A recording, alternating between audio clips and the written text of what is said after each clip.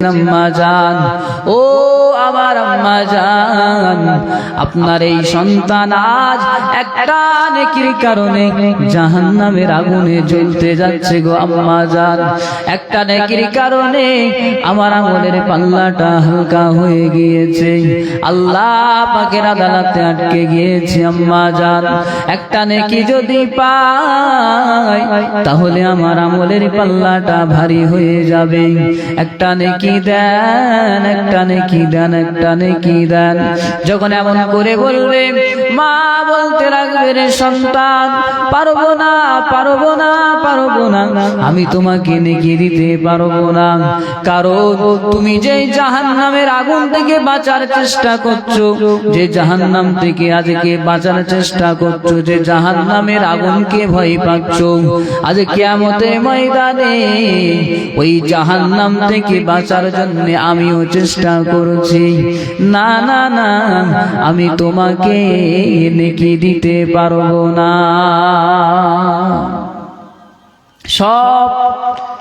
সবচেয়ে যেখানে গেলে নিরাশ হওয়ার কথা নয়, ওখানে গিয়েও দেখে নিরাশ যে সন্তান, যে মা সন্তানকে একটু হাসি খুশিতে রাখার জন্য নিজে না খেয়ে সন্তানের জন্য রেখে দিয়েছে। সন্তান জিজ্ঞাসা করছে, আম্মা জান আপনি কিছু খেয়েছেন? মা বললে, হ্যাঁ আমি খেয়েছি। মিথ্যা কথা বলে হলেও সন্তানকে খাইয়েছে। ওই মা, যে মা আমাদের শরীরে একটু আঘাত লাগলে, ছোটখাটো কিছু একটু অসুস্থতা দেখা দিলে মা যেন অস্থির হয়ে যায়, অস্থির হয়ে যায়, ওই মা কিয়ামতের ময়দানে কিন্তু একটা নেকি দেবে না। সন্তান জাহান্নামের আগুনে জ্বলতে যাচ্ছে, তবুও নেকি দেবে না। আল্লাহ রাসূলের একজন সাহাবী ছিলেন, নাম তার হযরত আলকামা রাদিয়াল্লাহু তাআলা আনহু। ওই আলকামা মৃত্যুর সময়, আলকামার মৃত্যুর সময়, আলকামার মৃত্যুর সময় জবানে কলেমা ছিল না, আলকামার জবানে কলেমা ছিল না। আলকামা যখন এই সংবাদটা রাসূলের কানে গেল, রাসূল আমার ছুটে আলকামার কাছে চলে আসলেন, এসে আলকামার মাকে ডাকলেন, ওগো আলকামার মা, আলকামাকে তুমি ক্ষমা করে দাও, না হলে তোমার সন্তান আলকামার জবানে কলেমা জারি হচ্ছে না। যখন এমন করে বললেন, আলকামার মা বলতে লাগলেন, ইয়া রাসূলুল্লাহ, ইয়া হাবিবাল্লাহ, হুজুর, না না না, আমি আলকামাকে ক্ষমা করব না, আলকামাকে আমি মাফ করব না। যখন এমন করে বললেন, আল্লাহ রাসূল আমার সাহাবীদেরকে আদেশ করলেন, ও আমার সাহাবীরা, তোমরা কিছু কাঠ জড়ো করো, তোমরা কাঠ একত্রিত করো, আলকামার জন্য আলকামা সেই কাঠে আগুন জ্বালাও তোমরা। সাহাবীরা যখন কাঠ একত্রিত করলেন, কাঠে আগুন লাগানো হলো। আমার রাসূল সাহাবীদেরকে বলতে লাগলেন, ও আমার সাহাবীরা, তোমরা আলকামাকে নিয়ে আগুনে ফেলে দাও, আলকামাকে নিয়ে ওই আগুনে তোমরা নিক্ষেপ করো। যখন এমন করে বললেন, সাহাবীরা আলকামাকে নিয়ে আগুনে ফেলতে যাবেন, এমন সময় আলকামার মা ছুটে ছুটে ছুটে ছুটে আসলেন, ইয়া রাসূলুল্লাহ, ইয়া হাবিবাল্লাহ, হুজুর, আমার সন্তান আলকামাকে আগুনে নিক্ষেপ করবেন না, ইয়া রাসূলুল্লাহ, আমার চোখের সামনে আমার সন্তান আলকামা আগুনে জ্বলবে, এটা আমি মা সহ্য করতে পারবো না। ইয়া রাসূলুল্লাহ, ইয়া হাবিবাল্লাহ, হুজুর, আমি আমার সন্তান আলকামাকে ক্ষমা করে দিলাম। জোরে বলুন। যখন আলকামার মা ক্ষমা করে দিলেন, সাথে সাথে আলকামার জবানে কলেমা জারি হয়ে গেল। জোরে বলুন। আমি যেটা বোঝাতে চাইছিলাম, যে রাসূল প্রথম আলকামার জন্য মায়ের কাছে ক্ষমা চেয়েছেন, কিন্তু প্রথমে মা রাজি হননি। যখন আগুনে ফেলতে যাচ্ছেন, আলকামার মা কিন্তু থাকতে পারেননি, ছুটে এসে আলকামাকে ক্ষমা করে দিয়েছে।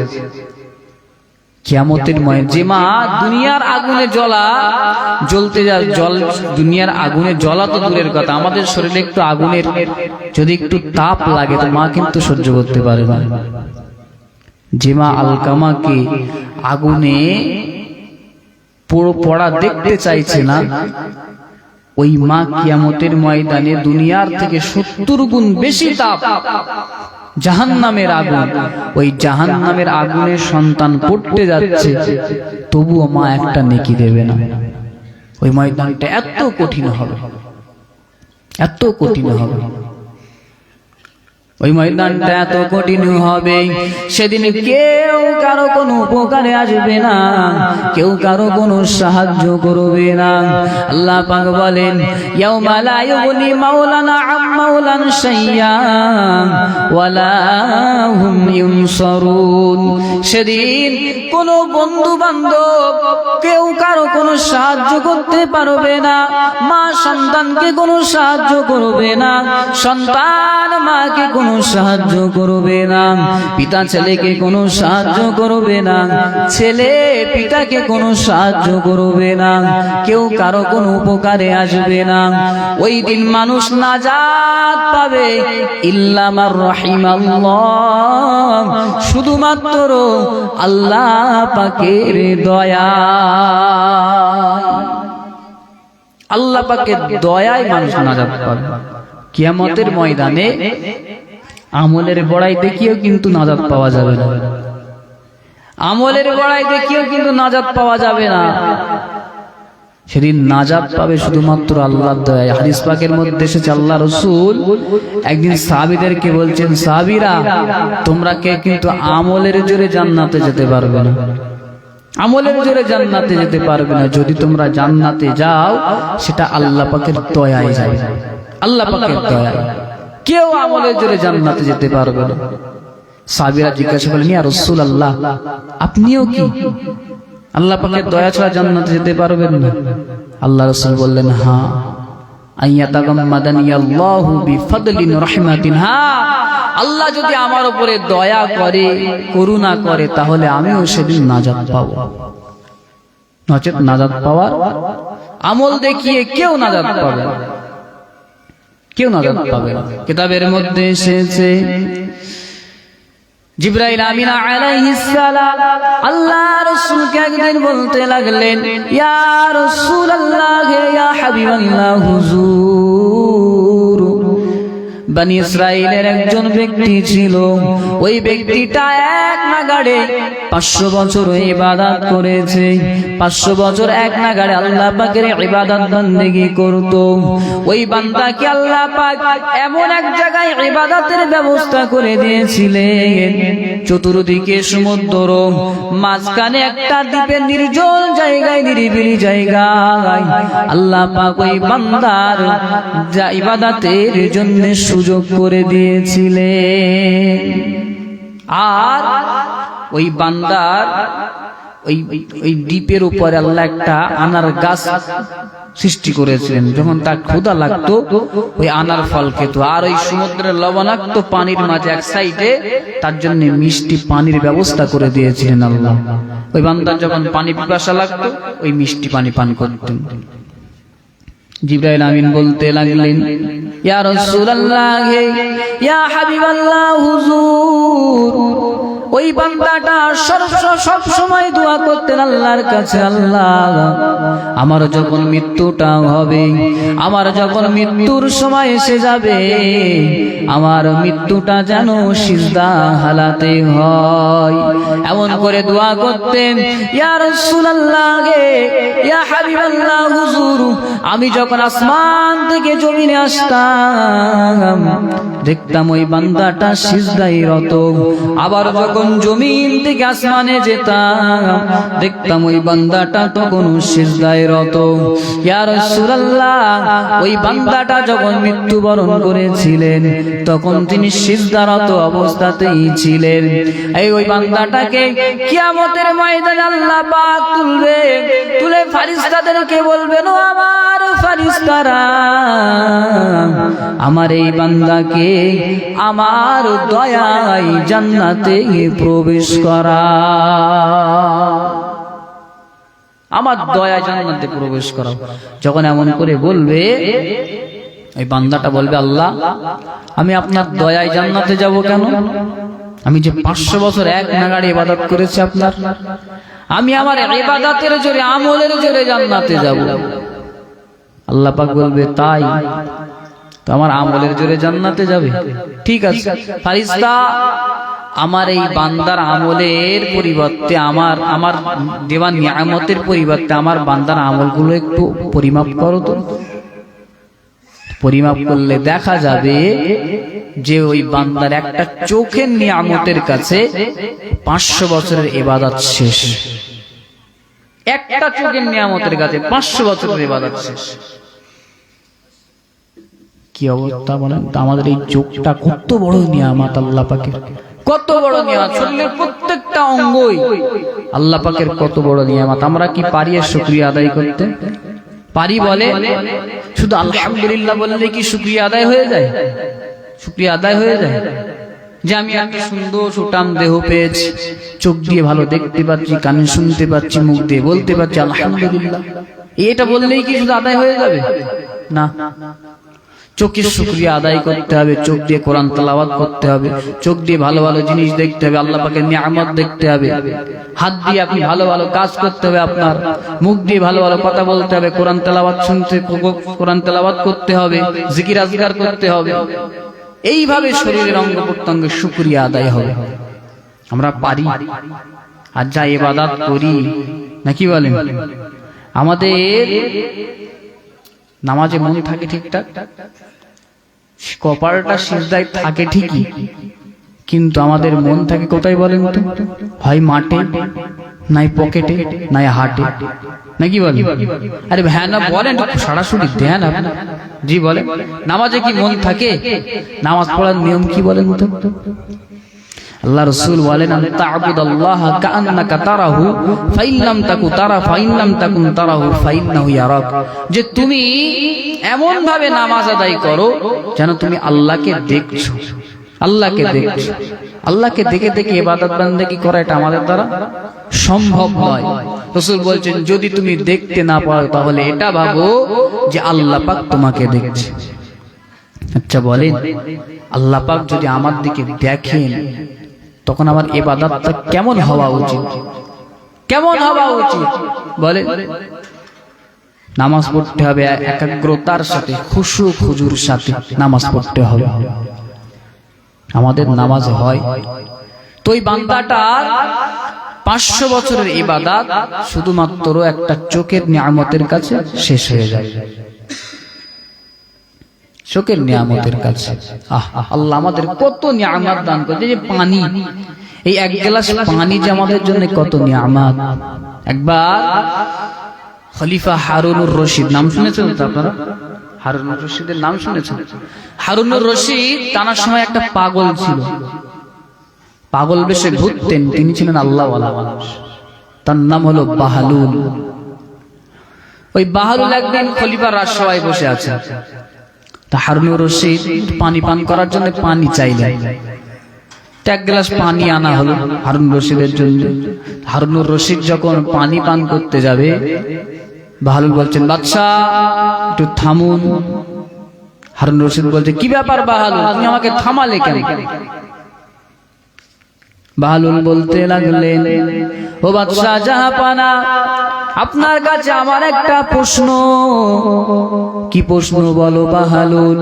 ও বাদশা জাহাপানা, এই তামাম পৃথিবীতে যদি পানি না থাকে, তামাম পৃথিবীতে যদি পানি না থাকে, পৃথিবীর সমস্ত মানুষ পানির পিপাসায় কাতর, পানি পানি পানি পানি করে চারিদিকে দিক বিদিক ছোটাছুটি করছে।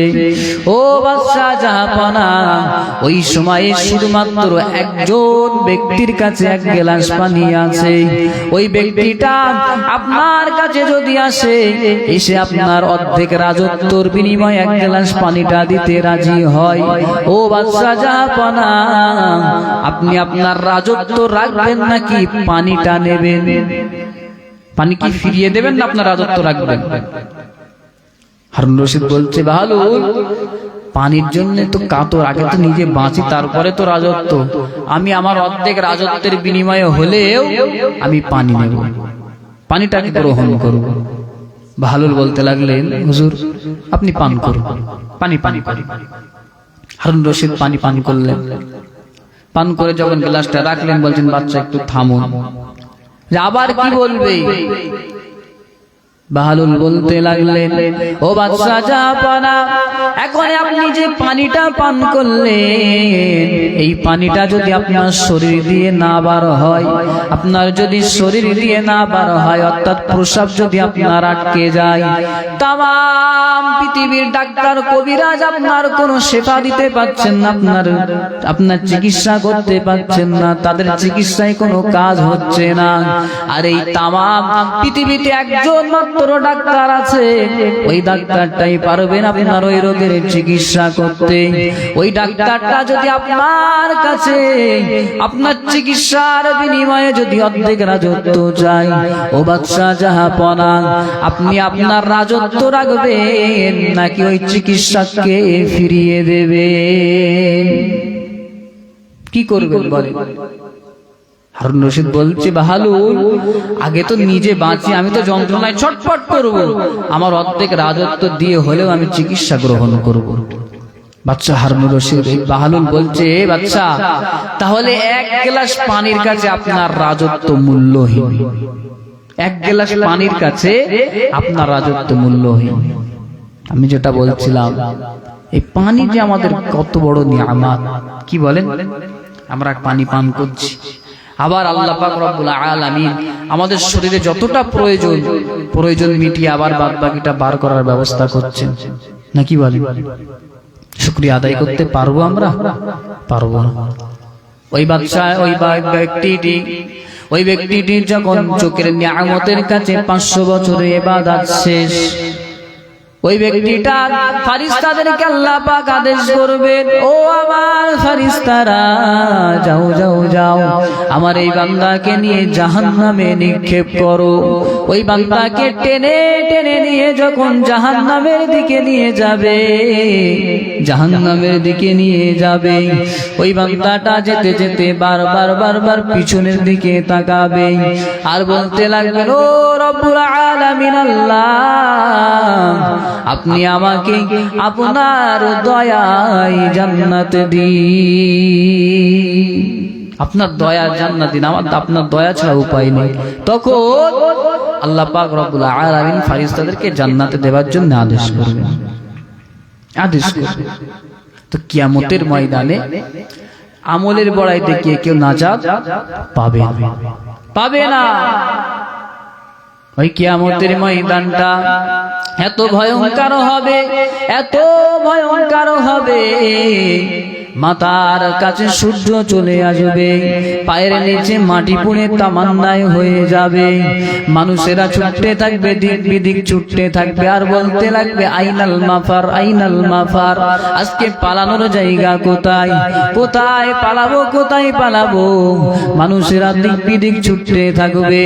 কিয়ামতের ময়দানে কোনোবা কারোবা ঘামে, কারোবা হাঁটু পর্যন্ত, কারোবা কোমর পর্যন্ত, কারোবা কাঁধ পর্যন্ত, কারোবা কেউ বা আবার ঘামে হাবুডুবু খেতে থাকবে। ওই কিয়ামতের ময়দানে, মাহশারের ময়দানে কোনো ছায়া থাকবে না, কোনো ছায়া থাকবে না। ওই কিয়ামতের ময়দানে শুধুমাত্র একটা ছায়া থাকবে, আল্লাহ পাকের রহমতের একটা ছায়া থাকবে, সেটা হলো আল্লাহ পাকের আরশে আজিমের ছায়া। ওই আরশে আজিমের ছায়ায় 7 শ্রেণীর মানুষ জায়গা পাবে। আল্লাহ পাকের ওই রহমতের ছায়ায় ওই কিয়ামতের ময়দানে 7 শ্রেণীর মানুষ জায়গা পাবে। আল্লাহ রাসূল বলেন, সাবআতু ইউযিল্লুহুমুল্লাহু ফি যিল্লিহি ইয়াওমা লা যিল্লা ইল্লা যিল্লুহু, যে সেই দিনে কোনো ছায়া থাকবে না, শুধুমাত্র আল্লাহ পাকের ওই আরশ আজিমের ছায়া ছাড়া। 7 শ্রেণীর মানুষ কিয়ামতের ময়দানে তারা জায়গা পাবে। তার মধ্যে 1 নাম্বার হলো আল ইমামুল আদিল, ন্যায়পরায়ণ নেতা। ন্যায়পরায়ণ নেতা, যেটা এখন খুব বেশি বেশি পাওয়া যায়, নাকি বলেন? আপনারা একটু সরাসরি দেন, আমি তো বুঝতে পারছি না আপনার আওয়াজ বুঝছেন কি? ন্যায়পরায়ণ নেতা যেটা এখন বেশি বেশি পাওয়া যায়, নাকি? ন্যায়পরায়ণ নেতা কাকে বলে জানেন?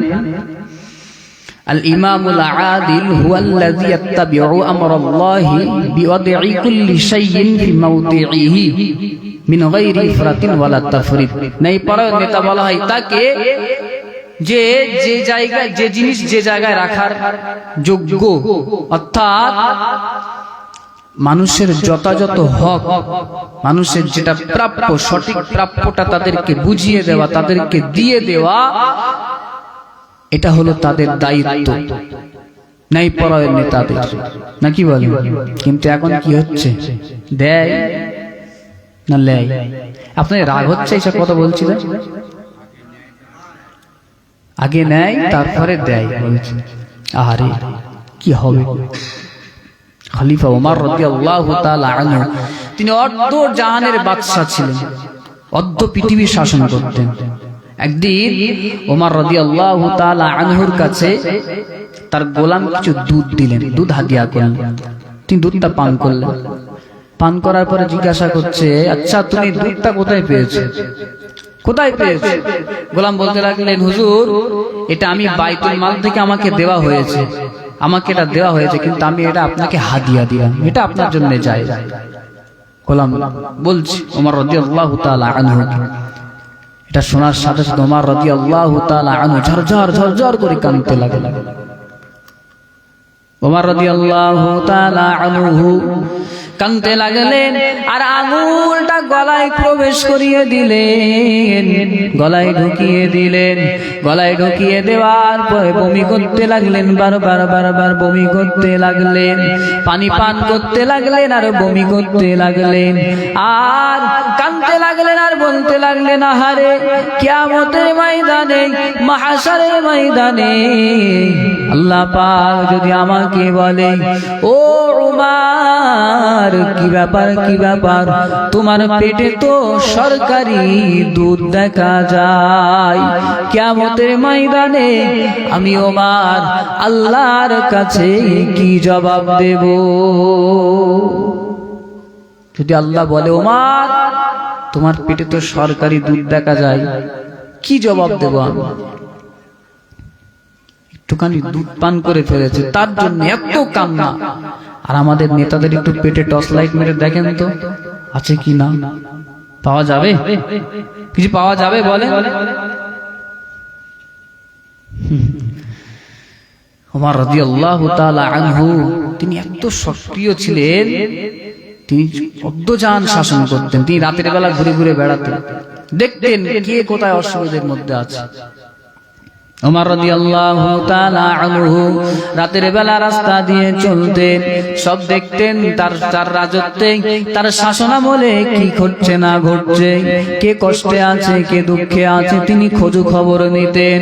ওমর রাদিয়াল্লাহু তাআলা আনহু একদিন তিনি রাস্তা দিয়ে রাতের অন্ধকারে চলছেন, চারিদিকে দেখতে দেখতে হঠাৎ করে একজন মহিলা ঘর থেকে একটা মহিলার কণ্ঠ শুনতে পেলেন। ওই মহিলাটা প্রেমের বিরহ একটা গান গাইছে, বিরহের গান গাইছে। ওমর রাদিয়াল্লাহু তাআলা আনহু রাগান্বিত হয়ে গেলেন, কি ব্যাপার, এত রাতে মহিলা কণ্ঠের আওয়াজ? তিনি আওয়াজটা শুনতে শুনতে আগিয়ে যাচ্ছে, আগিয়ে যেতে লাগলেন, আগিয়ে যেতে লাগলেন, আগিয়ে যেতে লাগলেন। আওয়াজ শুনে শুনে ঠিক সেই ঘরে চলে গেলেন যেই ঘর দিয়ে ওই আওয়াজটি আসছিল। ওমর রাদিয়াল্লাহু তাআলা আনহু লাফ দিয়ে ওই ঘরে প্রবেশ করলেন, বেড়া ভেঙে ঘরে ঢুকে গেলেন, তলোয়ার উঁচিয়ে বলতে লাগলেন, এ মহিলা, তোমার এত বড় সাহস, আমার শাসন আমলে তুমি এই গভীর রাত্রে কণ্ঠ ছেড়ে প্রেমের বিরহ গান গাইছো, এত বড় তোমার সাহস, এত বড় অন্যায় কাজ করছো তুমি রাতের বেলা। ওই মহিলা বলতে লাগলেন, হুজুর আমি তো অন্যায় করেছি, ভুল করেছি একটা, কিন্তু আপনি ভুল করেছেন দুইটা। যখন এমন করে বললেন, ওমর রাদিয়াল্লাহু তাআলা আনহু থরথর করে কাঁপতে লাগলেন, আহারে কি এমন ভুল আমি করলাম, ও মা আমাকে একটু বলে দাও। যখন এমন করে বললেন, ওই মহিলা বলতে লাগলেন, হুজুর আপনি আমার ঘরে ঢুকেছেন বলে একটা কোরআনের আয়াত তেলাওয়াত করলেন, ইয়া আইয়ুহাল্লাযীনা আমানু লা তাদখুলু বুয়ুতান গায়রা বুয়ুতিকুম হাত্তা তাস্তানিসু ওয়া তুসাল্লিমু আলা আহলিহা। হুজুর, আল্লাহ পাক কোরআনে আদেশ করেছেন যে কারোর ঘরে প্রবেশ করতে গেলে প্রথমে তাকে সালাম দেবে, তারপর অনুমতি নিয়ে প্রবেশ করবে। যদি অনুমতি দেয় তো প্রবেশ করবে। আপনি আমার ঘরে প্রবেশ করেছেন, কোনো অনুমতি নেন নাই, এটা হলো আপনার 1 নাম্বার অপরাধ। 2 নাম্বার অপরাধ হলো, হুজুর আপনি আমার সম্পর্কে না জেনে ভুল ধারণা করছেন বলে একটা কোরআনের আয়াত তেলাওয়াত করলেন, ইয়া আইয়ুহাল্লাযীনা আমানু জতানিবু কাসীরাম মিনাল যান্নি ইন্না বা'দাল যান্নি ইসম। হুজুর আপনি আমার সম্পর্কে তো খারাপ ধারণা করেছেন যে আমি প্রেমের গান গাইছি, হয়তো অবৈধ কোনো প্রেমের গান গাইছি না। আমি কি জন্য এই গান গাইছি জানেন? বলতে লাগলেন, আমিরুল মুমিনিন খলিফাতুল মুসলিমিন, আপনি আমার সম্পর্কে যে ধারণা করছেন এটা ভুল। আমার নতুন বিবাহ হয়েছে। আমার বিবাহ হলে কয়েকদিন পর খলিফার পক্ষ থেকে আমার স্বামীর কাছে আদেশ আসলো, সংবাদ আসলো, বহির্শত্রু দেশ আক্রমণ করছে। এটা শোনার সাথে সাথে আমার স্বামী খলিফার ডাকে সাড়া দেওয়ার জন্য চলে গেলেন। চলে গিয়ে বলতে লাগলেন, চলে গেলেন আমার স্বামী চলে গেলেন। আজকে 4টি মাস হয়ে গেল, আমার স্বামী এখনো ঘরে ফিরে আসেনি।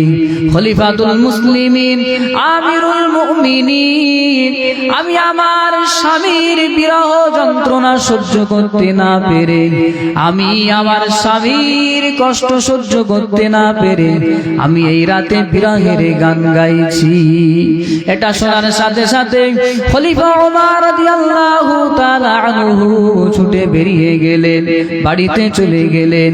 বাড়িতে গিয়ে স্ত্রীকে বলতে লাগলেন, ও আমার স্ত্রী, একটা নারী তার স্বামী ছাড়া কয়দিন থাকতে পারে? কয়দিন থাকতে পারে? দরুদ শরীফ আল্লাহুম্মা।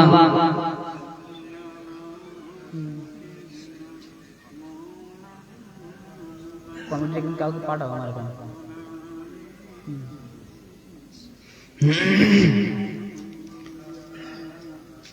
হাসর মাঠে যেদিন সবে করবে রে হাই হাই, হাসর মাঠে যেদিন সবে করবে রে হাই হাই, কৌসার পিলায় সেদিন নবীজি আমার গো, কৌসার পিলায় সেদিন নবীজি আমার। হাসর মাঠে যেদিন সবে করবে রে হাই হাই, কৌসার পিলায় সেদিন নবীজি আমার গো, কৌসার পিলায় সেদিন নবীজি আমার। আল্লাহ যেদিন বিচারপতি উকিল হবে তুমি, সবার মতো আমিও হব সেদিনের আসামি। আল্লাহ যেদিন বিচারপতি উকিল হবে তুমি, সবার মতো আমিও হব সেদিনের আসামি। দোজখ ভয়ে সেদিন যদি বুক শুকিয়ে যায়, দোজখ ভয়ে সেদিন যদি বুক শুকিয়ে যায়, কৌসার পিলায় সেদিন নবীজি আমার গো, কৌসার পিলায় সেদিন নবীজি আমার। হাসর মাঠে যেদিন সবে করবে রে হাই হাই, কৌসার পিলায় সেদিন নবীজি আমার গো, কৌসার পিলায় সেদিন নবীজি আমার। সূর্য যেদিন আসবে নেমে হুকুমে প্রভু, জমিন হবে তামার সেদিন, আকাশ হবে চুর। সূর্য যেদিন আসবে নেমে হুকুমে প্রভু, জমিন হবে তামার সেদিন, আকাশ হবে চুর। মাথার মগজ ফুটবে সেদিন গরম পানির ন্যায়, মাথার মগজ ফুটবে সেদিন গরম পানির ন্যায়। কৌসার পিলায় সেদিন নবীজি আমার গো, কৌসার পিলায় সেদিন নবীজি আমার। হাসর মাঠে যেদিন সবে করবে রে হাই হাই, হাসর মাঠে যেদিন সবে করবে রে হাই হাই। কৌসার পিলায় সেদিন নবীজি আমার গো, কৌসার পিলায় সেদিন নবীজি আমার। আল্লাহুম্মা সাল্লি আলা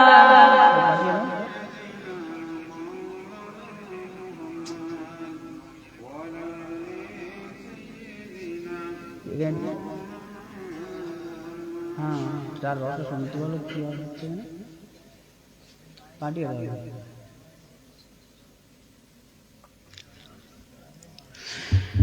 যে কথা আলোচনা করছিলাম, আপনাদের আলোচনা খারাপ লাগছে? আলোচনা খারাপ লাগছে? বলেন, ভালো লাগছে না খারাপ লাগছে? আমার কাছে ফোন আসছে নাকি আলোচনা হচ্ছে? আচ্ছা, আমি কোরআন হাদিস থেকে আলাপ আলোচনা করছি কিনা? করছি তো। শুধু কি কোরআন হাদিস বললে আপনারা বুঝবেন? শুধু যদি আমি আয়াত পড়ি আর হাদিস পড়ি আর যদি অর্থ করি আপনারা বুঝবেন? সাথে যদি কিছু প্রাসঙ্গিক কিছু কথা বলি বুঝতে সুবিধা হয় না? বলেন। আলোচনা আপনারা বলেন যে আলোচনা খারাপ কোন দিক দিয়ে হচ্ছে। আমার কাছে ফোন আসছে যে আলোচনা চেঞ্জ করে, যে নাকি শোনা আছে কোরআন হাদিস থেকে আলাপ আলোচনা করেন, নবীজির ঘটনা বলেন। তা হাদিস কোরআন তো রসুলেরই কথা নাকি? হাদিস রসুলেরই কথা তো নাকি? বলেন। আপনারা একটাবার বলেন, আলোচনা যদি খারাপ হয়ে থাকে আপনারা বলেন। আর আমি কমিটির একজন ভাইকে আমার কাছে একটু আসতে অনুরোধ করছি, আপনারা আসেন।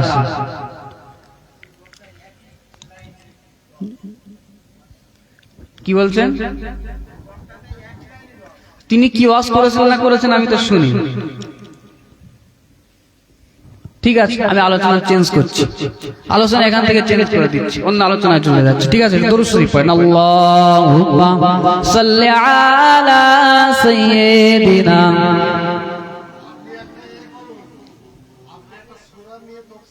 আমি একটা আয়াত নিয়ে তাফসীর করছি, 2 ঘন্টা একটা আয়াতের তাফসীর চলবে।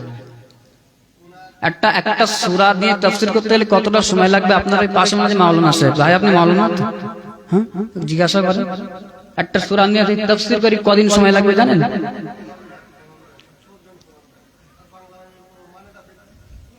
এটা আপনার কি লাভ হবে? কমপক্ষে একটা তাফসীরের কিতাব পড়তে গেলে তাফসীরে জালালাইন পড়া লাগে, না তো কোরআন বোঝা যায় না। জিজ্ঞাসা করেন। শুধু তাফসীরে জালালাইনটা পড়লে হয় না, তাফসীর ইবনে কাসির আছে, তাফসীরে কুরতুবী আছে, তাফসীরে তাবারি আছে।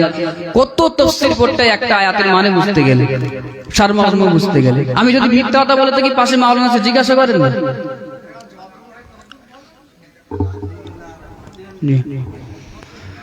ঠিক আছে, আমি আলাপ আলোচনা ঘুরিয়ে দিচ্ছি।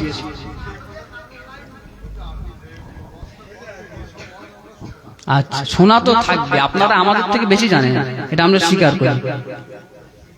ঠিক আছে, রাসূলের কথা বললে আপনারা খুশি, ঠিক তো? হ্যাঁ, দরুদ শরীফ। আল্লাহুম্মা সাল্লি আলা সাইয়্যিদিনা।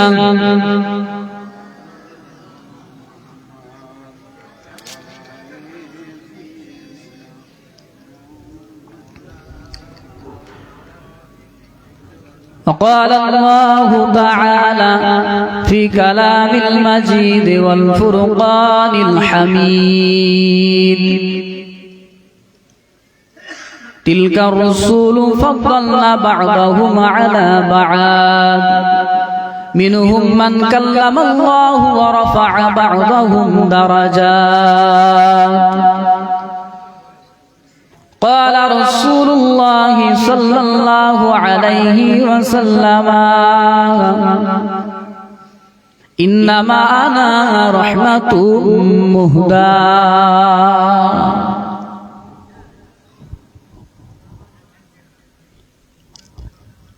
وقال الله تعالى في شان حبيبه مخبرا وآمرا إن الله وملائكته يصلون على النبي يا أيها الذين آمنوا صلوا عليه وسلموا تسليما اللهم صل على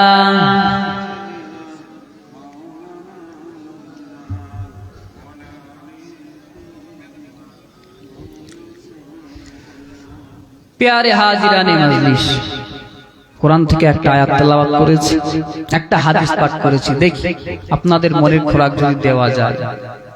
আল্লাহ পাক রব্বুল আলামিন আমার রাসূলের শান মান মর্যাদা অনেক উঁচু দিয়েছে, অনেক আলা করেছে, নাকি বল?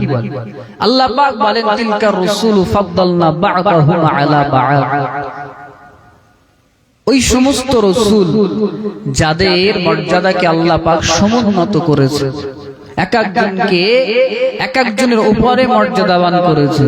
মিনহুম মান কাল্লামাল্লাহ, তাদের মধ্যে কারোর সাথে আল্লাহ পাক কথা বলেছেন। মুসা আলাইহিস সালামের সাথে আল্লাহ পাক কথা বলেছেন। আমিনহু রাফা'a বা'দাহুম দারাজাত, তাদের মধ্যে আল্লাহ পাক কারোর মর্যাদাকে সমুন্নত করেছে, সব থেকে বেশি দিয়েছেন কারোর মর্যাদা। তাফসীর কারকগণ লিখছেন এই সব থেকে মর্যাদা বেশি বলতে বোঝানো হয়েছে আমার রাসূলকে। বলুন সুবহানাল্লাহ। আমার রাসূলের শান মান মর্যাদা অন্যান্য আম্বিয়া আলাইহিস সালামদের থেকে বেশি। কেন বেশি? তাফসীরে জালালাইন যে কিতাবটার নাম আমি করছিলাম, এটা না পড়লে কেউ মাওলানা হয় না, মানে মাওলানা সকলে এটা পড়ে। এই তাফসীরে জালালাইনের মধ্যে কয়েকটি কারণ দেওয়া আছে, কয়েকটি কারণ যে আমার রাসূলের শান মান মর্যাদা কেন সব থেকে বেশি দেওয়া হয়েছে। যে আলা বিগাইরিহি উমুমিদ দাওয়াতি ওয়া খাতমিন নবুওয়াতি বিহি ওয়া তাফদিল উম্মতিহি আলা সাইরিল উমাম ওয়াল মুজিজাতিল মুতাকাসিরা ওয়াল খাসাইসিল আদিদা। এই কয়েকটা কারণ তাফসীর ইবনে কাসিরে দেওয়া হয়েছে। তার মধ্যে এক নাম্বার হলো আলা গায়রিহি বিউমুমিদ দাওয়াত, যে আমার রাসূলকে দাওয়াতের ব্যাপকতা দেওয়া হয়েছে। অর্থাৎ অন্যান্য আম্বিয়া আলাইহিস সালামদের যে সকল অন্যান্য আম্বিয়া আলাইহিস সালামদের একটা নির্দিষ্ট গোত্র, একটা নির্দিষ্ট কওমের জন্য আল্লাহ পাক পাঠিয়েছেন। বনি ইসরাইলের জন্য পাঠিয়েছিলেন মুসা আলাইহিস সালাম। কেমন ভাবে? নির্দিষ্ট কোন গোত্র বা এলাকা ভিত্তিক নবী রাসূল করে পাঠিয়েছিলেন। কিন্তু আমার আপনার রাসূলকে আল্লাহ পাক तमाम কায়নাতের রাসূল করে পাঠিয়েছেন। বলুন সুবহানাল্লাহ। এই একটা কারণে অন্যান্য আম্বিয়া আলাইহিস সালামদের থেকে আমার রাসূলের মর্যাদা বেশি। দ্বিতীয় কারণ হলো খাতমিন নবুওয়াতি বিহি, আমার রাসূলের দ্বারাই আল্লাহ পাক নবুয়তের সিলমোহর মেরে দিয়েছেন। আমার রাসূলের পরে আর কোনো নবী রাসূল আসবেন না, আমার রাসূলই হলেন শেষ। এই একটা কারণ। তিন নাম্বার কারণ হলো তাফদিল উম্মতিহি আলা সাইরিল উমাম, অন্যান্য আম্বিয়া আলাইহিস সালামের উম্মতদের থেকে আমার রাসূলের উম্মতের মর্যাদা সব থেকে বেশি দিয়েছেন আল্লাহ পাক। বলুন সুবহানাল্লাহ। সব অন্যান্য আম্বিয়া আলাইহিস সালামদের উম্মতদের থেকে আমার উম্মতে মুহাম্মাদীদের সম্মান বেশি। উম্মতে মুহাম্মাদী কারা জানেন? কারা জানেন? বলেন উম্মতে মুহাম্মাদী কারা? আমরা। আমাদের সম্মান, আমাদের মর্যাদা আল্লাহ পাক অন্যান্য আম্বিয়া আলাইহিস সালামের উম্মতদের থেকে বেশি দিয়েছে। কত বেশি দিয়েছেন আল্লাহ পাক কি বলেন শুনেন। ওয়াকাযালিকা জাআলনাকুম উম্মাতাও ওয়াসাতাল লিতাকুনু শুহাদা আলান নাস ওয়া ইয়াকুনার রাসূলু আলাইকুম শাহীদা। আমি আল্লাহ পাক তোমাদেরকে একটা মধ্যপন্থী জাতি করে পাঠিয়েছি, যাতে করে তোমরা মানুষদের জন্য সাক্ষী দিতে পারো। তাফসীরে বাইজাবিতে লেখা আছে কিয়ামতের ময়দানে মাহশরের ময়দানে আল্লাহ পাক রব্বুল আলামিন সমস্ত নবীদেরকে ডাকবেন, সমস্ত নবীদেরকে ডেকে বলতে লাগবেন, ও আমার নবীরা, তোমরা কি আমার দাওয়াত তোমাদের কওমের কাছে সঠিকভাবে পৌঁছেছিলে? আমার বাণী কি তোমরা তোমাদের কওমের কাছে সঠিকভাবে পৌঁছেছিলে? যখন এমন করে বললেন তখন নবীরা বলতে লাগবে, ও রব্বুল আলামিন আল্লাহ, আমরা আপনার দাওয়াত আমরা আমাদের উম্মতের কাছে সঠিকভাবে দিয়েছিলাম, আপনার বাণী আবার উম্মতের কাছে সঠিকভাবে পৌঁছেছিলাম। হ্যাঁ আল্লাহ, আমরা সব সঠিকভাবে দিয়েছি। যখন এমন করে বলবে আল্লাহ পাক রব্বুল আলামিন তখন ওই সমস্ত নবীর উম্মতদেরকে ডাকবেন, উম্মতদেরকে ডাকবেন, ডেকে জিজ্ঞাসা করতে লাগবে, ও নবীর উম্মতেরা, আমার এই নবীগণ কি তোমাদের কাছে আমার দাওয়াত সঠিকভাবে দিয়েছিল? আমার বাণী কি তোমাদের কাছে সঠিকভাবে পৌঁছেছিল? যখন এমন করে বলবেন সমস্ত নবীর উম্মতেরা বলতে লাগবেন, আল্লাহ না না না না, আমাদের কাছে আপনার নবীরা আপনার দাওয়াত দেয়নি, আপনার বাণী আমাদের কাছে সঠিকভাবে পৌঁছায়নি, সব অস্বীকার করবে।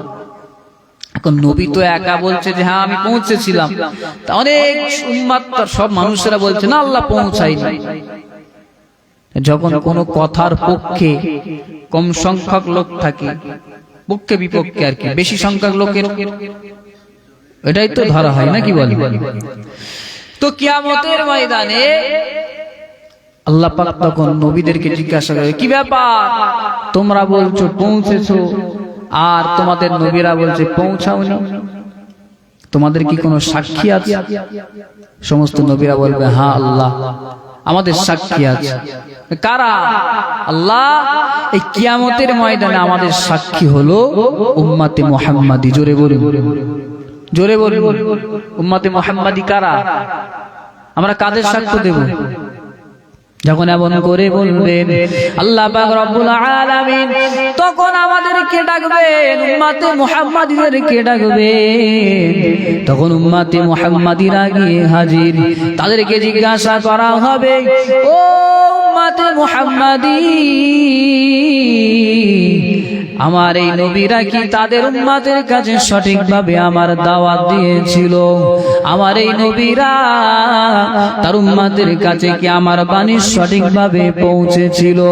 যখন এমন করে জিজ্ঞাসা করবেন উম্মতে মুহাম্মাদীগণ বলতে লাগবে, ও রব্বুল আলামিন আল্লাহ, আপনার নবীরা আপনার দাওয়াত তার উম্মতের কাছে সঠিকভাবে পৌঁছেছিল, আপনার বাণী তার উম্মতের কাছে সঠিকভাবে পৌঁছেছিল। কারা বলবে? উম্মতে মুহাম্মাদী, অর্থাৎ আমরা। এখন কথা তো একটা বলে দিলেও হয়। এখন আপনাদের ওই মার্কেট ধরেন মারপিট হয়েছে, এখন আপনি সেই সময় বাড়িতে ছিলেন, এখন যখন বিচার সালিশ হচ্ছে, আপনি গিয়ে যদি কোনো একটা পক্ষের হয়ে সাক্ষী দেন, আপনার সাক্ষী কি গ্রহণ করা হবে? আপনার সাক্ষ্য গ্রহণ করা হবে? হবে বলে? কারণ আপনি তো তখন ওখানে ছিলেন না। আমরা কি আগে নবীদের সময় ছিলাম?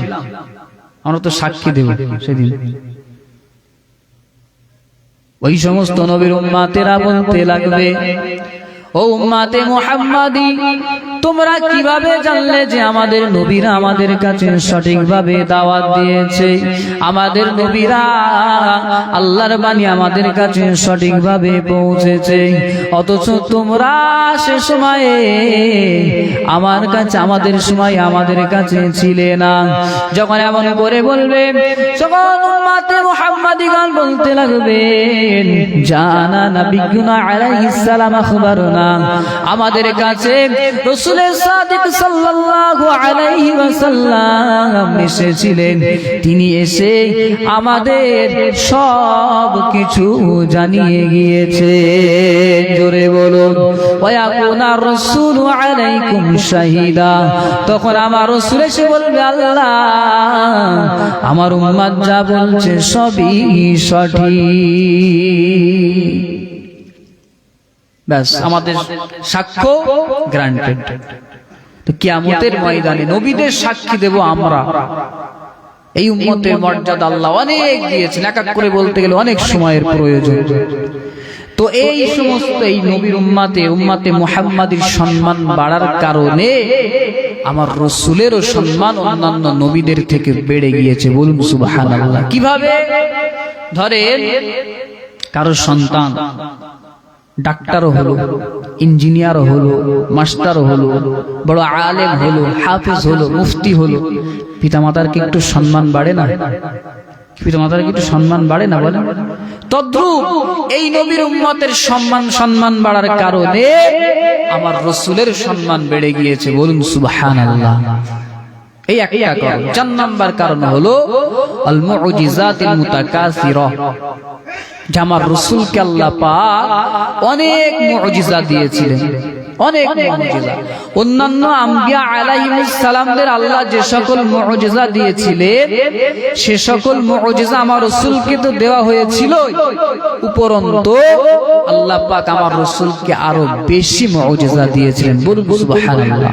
অন্যান্য আম্বিয়া আলাইহিস সালামদের যে মুজিজা দেওয়া হয়েছিল আমার রাসূলকে তাও দেওয়া হয়েছিল। যেমন ধরেন ঈসা আলাইহিস সালাম, তিনি কোন মৃতের কাছে গিয়ে যদি বলতেন কুম বিইজনিল্লাহ, তো মৃতটা জীবিত হয়ে যেত, জীবিত হয়ে দাঁড়িয়ে যেত। এই মুজিজা আমার রাসূলকে দেওয়া হয়েছে।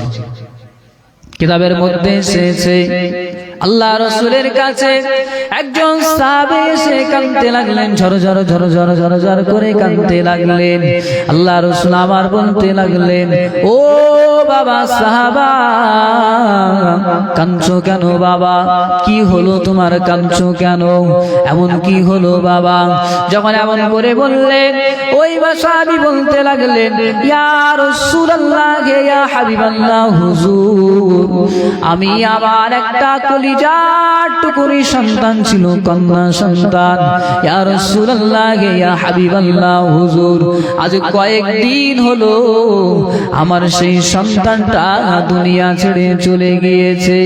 ইয়া রাসূলুল্লাহ, ইয়া হাবিবাল্লাহ, হুজুর, আমি আমার ওই সন্তানের কষ্ট সহ্য করতে পারছি না, তার বিরহ বেদনা আমার সহ্য হচ্ছে না। ইয়া রাসূলুল্লাহ, এই জন্য আমি আমার ওই মেয়ের বিরহ বেদনা সহ্য করতে না পেরে কান্না করছি। ইয়া রাসূলুল্লাহ, আমি আমার ওই সন্তানকে অনেক ভালোবাসতাম, আমি আমার ওই সন্তানকে অনেক মুহাব্বত করতাম।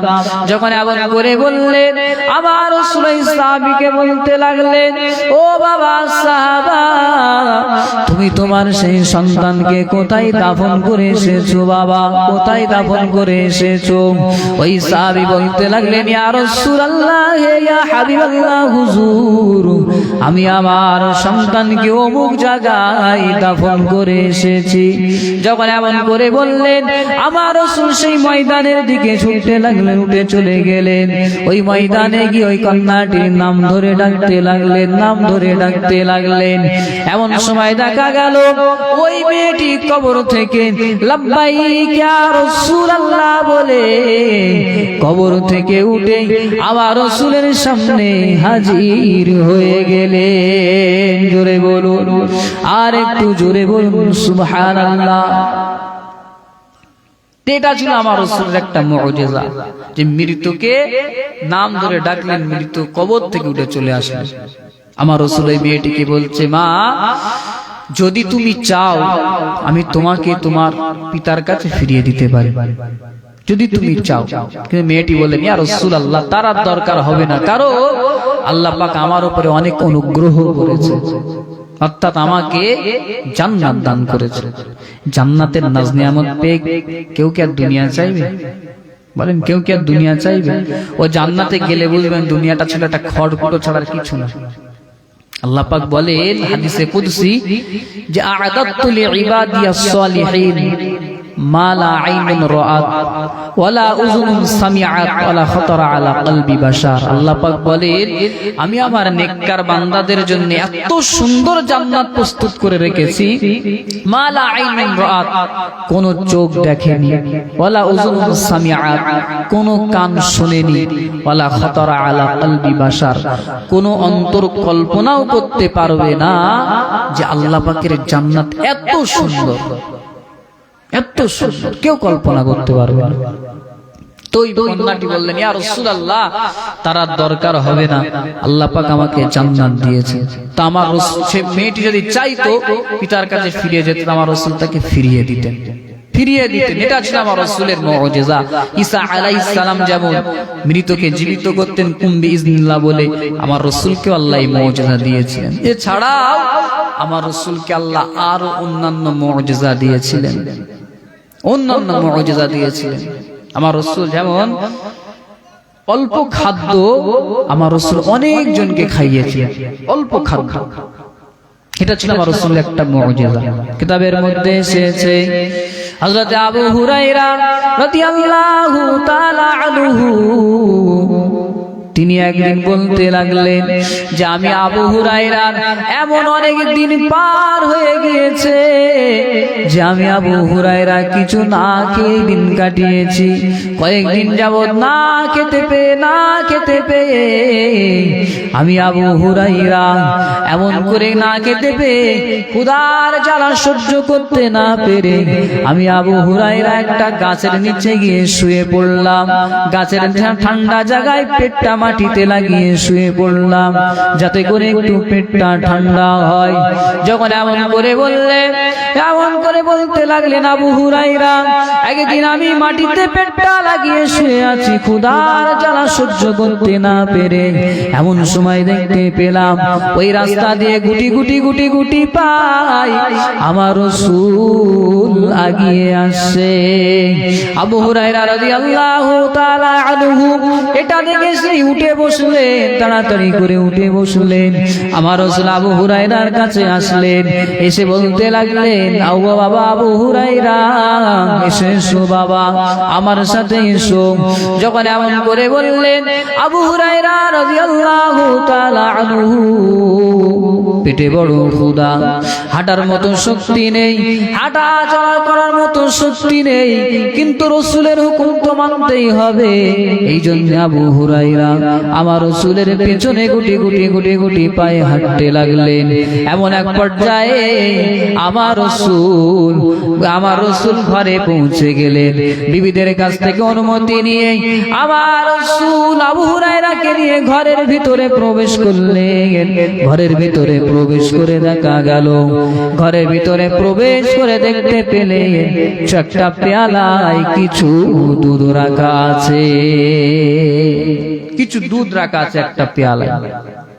আবু হুরায়রা রাসূল বিবিদেরকে জিজ্ঞাসা করতে লাগলেন, এই দুধ তোমরা কোথায় পেয়েছে দুধ? বিবিরা বলতে লাগলেন, ইয়া রাসূলুল্লাহ, এই দুধটা আপনার অমুক সাহাবী আর অমুক সাহাবিয়া তারা স্বামী স্ত্রী দুজন মিলে এসে আপনার জন্য একটা হাদিয়া দিয়ে গিয়েছে, আপনার জন্য উপহার দিয়ে গিয়েছে। যখন এমন করে বললেন, আমার রাসূল আবু হুরায়রার দিকে ফিরে বলতে লাগলেন, ও বাবা আবু হুরায়রা, ক্ষুধা নিবারণের জন্য তো কিছু একটা পাওয়া গেল, কারণ আমার রাসূল কয়েকদিন না খেয়েছেন। ও বাবা আবু হুরায়রা, যাও চলে যাও, গিয়া সাহাবে সুফাদের ডেকে নিয়ে আসো। আসহাবে সুফাদের ডেকে নিয়ে আসো। আসহাবে সুফা বলা হয় যারা ঘর বাড়ি ত্যাগ করে, স্ত্রী পুত্র ত্যাগ করে, সন্তান সন্ততি ত্যাগ করে, এক কথায় দুনিয়ার মোহমায়া ত্যাগ করে রাসূলের দরবারে পড়ে থাকতেন শুধুমাত্র জ্ঞান অর্জনের জন্য। যদি রাসূলের দরবারে কিছু আসতো তো তারা খেতেন, না আসলে তারা না খেয়ে দিন কাটাতেন। তারা মোটামুটি 70 জনের মতো ছিল। আল্লাহ রাসূল আবু হুরায়রাকে বলছেন, যাও ওই আসহাবে সুফাদের ডেকে নিয়ে আসো। আবু হুরায়রা রাদিয়াল্লাহু তাআলা আনহু মনে বড় কষ্ট পেলেন, আহারে আমি আবু হুরায়রার পেটে যা ক্ষুধা, এই এক পেয়ালা দুধ তো আমারই কুলাবে না। আবার রাসূল আসহাবে সুফফাদের ডেকে নিয়ে আসতে বলছে, কিছু করার নেই, রাসূলের হুকুম মানতেই হবে। মনে বড় কষ্ট নিয়ে আবু হুরায়রা রাদিয়াল্লাহু তাআলা আনহু আসহাবে সুফফাদের ডেকে নিয়ে আসলেন। আসহাবে সুফফারা যখন এসে উপস্থিত, আমার রাসূল বলতে লাগলেন, ও বাবা আবু হুরায়রা, সকলকে লাইন দিয়ে বসা, সকলকে লাইন ব্যবস্থায় বসা, সকলকে লাইন দিয়ে বসানো হলো। আবু হুরায়রা রাদিয়াল্লাহু তাআলা আনহু মনে বড় কষ্ট, হারে আমি আবু হুরায়রা কয়েকদিন আমার কিছু খাওয়া হয় না, ওই এক পেয়ালা দুধ আমাকেই তো দিয়ে দিতে পারতো, আমারই কুলাতো না। এখন আবার রাসূল এতজনকে আহ্বান করেছেন সাহাবে সুফফাদের, না না না, এ দুধ আমার নসিবে আর জুড়বে না। এই ভাবনা চিন্তা করতে লাগলেন, মনে বড় কষ্ট নিয়ে দাঁড়িয়ে আছে, আর ভাবতে লাগলেন, এখন যদি রাসূল আমাকে বলে, ও বাবা আবু হুরায়রা, দুধের পেয়ালাটা নাও আর সকলকে পান করাতে থাকো, তাহলে আমি আবু হুরায়রার অবস্থা তো আরো খারাপ হয়ে যাবে, তাহলে আমি আবু হুরায়রার অবস্থা আরো খারাপ হয়ে যাবে। এমন ভাবনা চিন্তা করছেন, হঠাৎ আমার রাসূল আবু হুরায়রাকে ডাকছেন, ও বাবা আবু হুরায়রা, দুধের পেয়ালাটা নাও আর সকলকে পান করাতে থাকো। যেমন বাবা তেমন মনে বড় কষ্ট নিয়ে দুধের পেয়ালাটা হাতে নিলেন, কিছু তো করার নেই, রাসূলের হুকুম মানতেই হবে।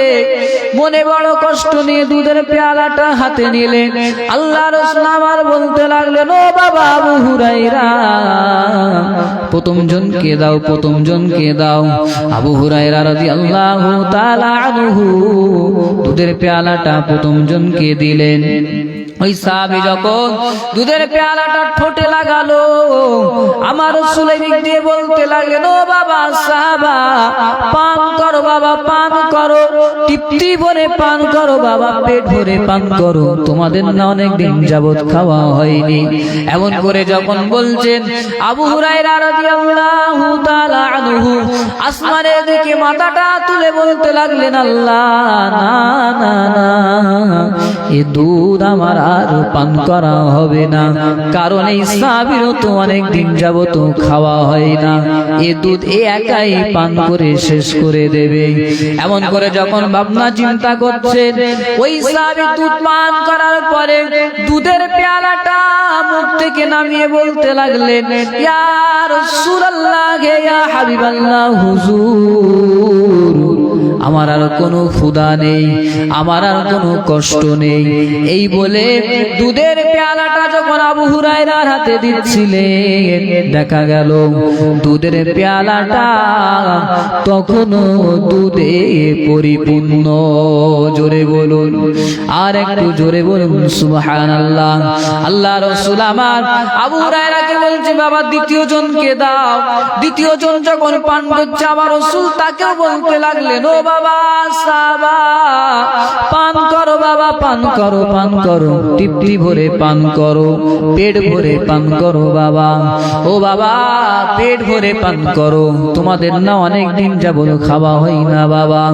যখন এমন করে বললেন, আবু হুরায়রা ভাবতে লাগলেন, না না না, আর বুঝি দুধ পান করা হবে না, এবারে বুঝি দুধ শেষ হয়ে যাবে। ওই সাহাবী দুধ পান করতে লাগলেন, দুধ পান করতে লাগলেন। এমন এক পর্যায়ে দুধের পেয়ালাটা আবু হুরায়রার হাতে দিয়ে বলতে লাগলেন, ইয়া রাসূলুল্লাহ, ইয়া হাবিবাল্লাহ, হুজুর, আমার আর কোনো কষ্ট নেই ইয়া রাসূলুল্লাহ, আমার আর পেটে কোনো ক্ষুধা নেই। এই বলে যখন দুধের পেয়ালাটা আবু হুরায়রার হাতে দেয়, আবু হুরায়রা দেখতে পেলেন তখনও পেয়ালায় দুধে পরিপূর্ণ। জোরে বলুন। এমন করে সকলের পান করা শেষ, তখনও দেখা গেল দুধের পেয়ালা দুধে পরিপূর্ণ। জোরে বলুন। আল্লাহ রাসূল আমার আবু হুরায়রাকে বলতে লাগলেন, ও বাবা আবু হুরায়রা, খুব কষ্ট হচ্ছিল না বাবা? মনে বড় কষ্ট হচ্ছিল বাবা, দুধ পান করা হবে কি না হবে? ও বাবা আবু হুরায়রা, পান করো বাবা, এবার তুমি পান করো, তৃপ্তি ভরে পান করো, পেট ভরে পান করো। কিতাবের মধ্যে এসেছে আল্লাহ রাসূল যখন আবু হুরায়রা কেমন করে বললেন, আবু হুরায়রা, কিতাবের মধ্যে এসেছে আবু হুরায়রা তখন দম ভরে দম ভরে দম ভরে পান করতে লাগলেন, দম ভরে পান করতে লাগলেন। এমন এক পর্যায়ে আবু হুরায়রা দুধের পেয়ালাটা মুখ থেকে নামিয়ে বলতে লাগলেন, ইয়া রাসূলুল্লাহ, ইয়া হাবিবাল্লাহ, হুজুর, আমি আবু হুরায়রার আর কোনো কষ্ট নেই ইয়া রাসূলুল্লাহ, আমি আবু হুরায়রার আর কোনো ক্ষুধা নেই ইয়া রাসূলুল্লাহ। এই বলে দুধের পেয়ালাটা যখন আমার রাসূলের হাতে দিচ্ছিলেন তখনও দেখা গেল দুধের পেয়ালা দুধে পরিপূর্ণ। জোরে বলুন, আর একটু জোরে বলুন সুবহানাল্লাহ। জি, আচ্ছা আচ্ছা, তাহলে এখানেই আলোচনা সংক্ষিপ্ত করে দিই নাকি কি বলেন? রাত অনেক হয়েছে, চাচাজান বলছেন যে কষ্ট হচ্ছে, ঘুম পাচ্ছে, আপনারা কি বলেন? সংক্ষেপ করে দিই। তো আমি যেটা বলছিলাম একটুখানি শেষ করি, যে আল্লাহ রাসূলকে আল্লাহ পাক মর্যাদা যে দিয়েছিলেন তার 4 নাম্বার কারণ হলো আল্লাহ পাক আমার রাসূলকে অনেক মুআজিজা দিয়েছিলেন। 5 নাম্বার কারণ হলো আল্লাহ পাক রব্বুল আলামিন আমার রাসূলকে অনেক মুআজিজা দিয়েছিলেন, আল খাসাইসুল আদিদা, এবং অসংখ্য অগণিত বৈশিষ্ট্য আমার রাসূলকে দিয়েছিলেন। এই কটা কারণ দিয়েছেন তাফসীরে জালালাইনে তাফসীরকারক, এই কারণে আমার রাসূলের মর্যাদা অনেক বেশি। যাই হোক, লম্বা চওড়া করছি না, সকলে আসুন আমার দয়ার নবীর সামনে একটু সালাতু সালামের নজরানা পেশ করিয়া নবী।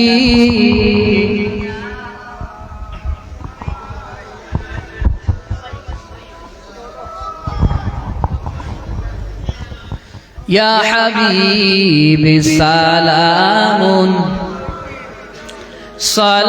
সালাওয়াতুল্লাহ আজানে শুনি আপনার নাম, কলেমায় পড়ি আপনার নাম, নামাজে আপনাকে সালাম, আপনি যে নূরে মুজাসসাম, ইয়া নবী সালামুন আলাইকা, ইয়া রাসূল সালাম, ইয়া হাবিব সালামুন আলাইকা সালাওয়াতুল্লাহ। আপনারি ওসিলা নিয়া কান্দিলে না দো মোহাওয়া, হইল মাবুদের দয়া কবুল করিলেন দুআ, ইয়া নবী সালামুন আলাইকা, ইয়া রাসূল সালাম, ইয়া হাবিব সালামুন আলাইকা সালাওয়াতুল্লাহ কঠিন হাসর ময়দানে জানি না কি আছে মোদের কপালে গুনাহগার উম্মাত বলে লইবে না পোন কোলে ইয়া নবী সালামুন আলাইকা ইয়া রাসূল সালামুন আলাইকা ইয়া হাবিব সালামুন আলাইকা সালাওয়াতুল্লাহ। সকলেই বসেন ইয়া রাব্বি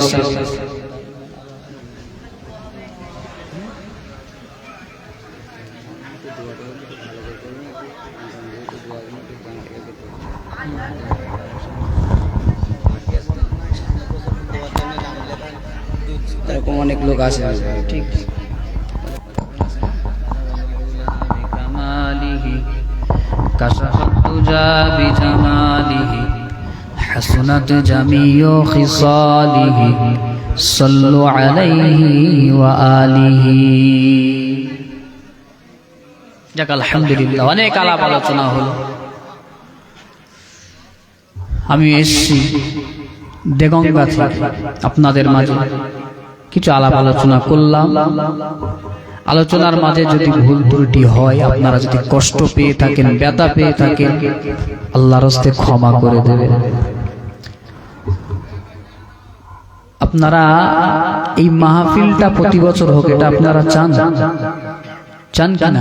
সামনে বছর এই মাহফিলটা হোক, এটা আপনারা চান কিনা? চান তো। এই মাহফিলটা তো এমনি এমনি হবে না। এই মাহফিলটা করতে গেলে আপনার লাইট, মাইক, তার বক্তা খরচ, তারপর তাবারুকের খরচ, অনেক খরচ আছে, তাই না? এর জন্য তো অর্থের প্রয়োজন আছে, অর্থের প্রয়োজন আছে। আপনাদের এই যুবক ছেলেগুলো একটা জলসার মাহফিলের আয়োজন করেছিল, চাইলে এরা পারত একটা গানের মাজলিস করতে, একটা